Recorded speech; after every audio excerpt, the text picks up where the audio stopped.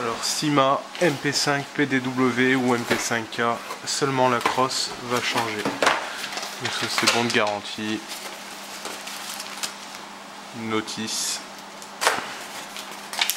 Bon de garantie. Et une cible bizarre en plastique. Chargeur. Magasin court.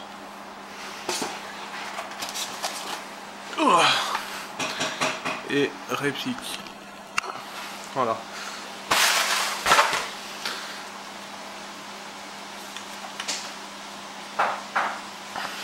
Sélecteur de tir ambidextre. Crosse dépliable. Mécanisme de bonne qualité.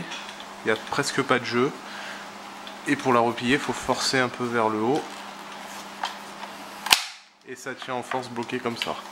Voilà. Donc ça se tient pas forcément à une main parce que quand même elle pèse à peu près 3 kg. Voilà. Ensuite démontage pour accéder à la batterie et aux prises Tamiya Mini. On a une goupille ici. Donc on appuie là sur le petit ergot, on fait sortir.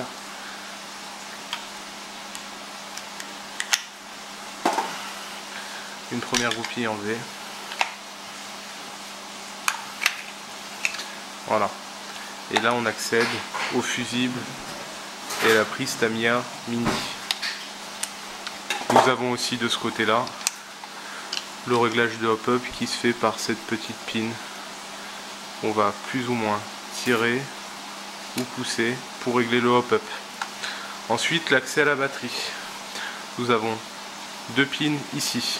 Même principe, on se met de l'autre côté et on va aller les pousser un petit peu. Elle dépasse. Hop, les deux. Hop, et là on est sur la même base qu'une MP5K, c'est-à-dire modèle court. Voilà. La batterie est en tube et à noter que l'éjectoire de culasse ne fonctionne pas quand la batterie est enclenchée. On débranche. Et voilà la batterie en forme de tube. On peut la laisser tout le temps dans la réplique. Hein. Pour la faire charger, on n'est pas forcé de la récupérer. Tac. Voilà. Donc là, l'éjectoire de culasse fonctionne. Et une fois que j'ai enclenché définitivement la batterie, hop, il est coincé par la batterie. Voilà. Test de tir.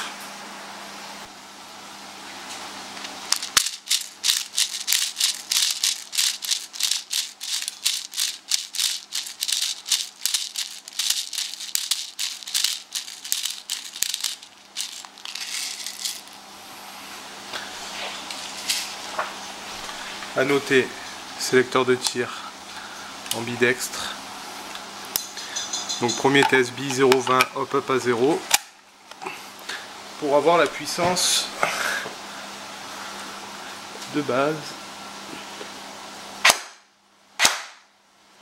375 fps, 366, 369. Voilà, on est à peu près à 370 fps. Cadence. Batterie chargée à fond d'origine, à peu près 870 coups minute, et c'est à peu près ça, là quand même une bonne cadence pour une réplique chip d'origine. À préciser que la crosse a vraiment aucun problème de jeu quand elle est mise. Franchement elle bouge pas. Et c'est pareil, ce garde-main qui est fixé par une seule petite goupille, il a absolument pas de jeu. Et un dernier truc que j'ai oublié de préciser, c'est que ça se démonte. Et qu'on a accès à un filetage pour silencieux. Voilà. Et moi je me suis permis pour finir d'ajouter un petit adaptateur rail pour MP5. Et voilà. Et voilà la puissance moyenne. 374 fps et 876 coups par minute. Voilà.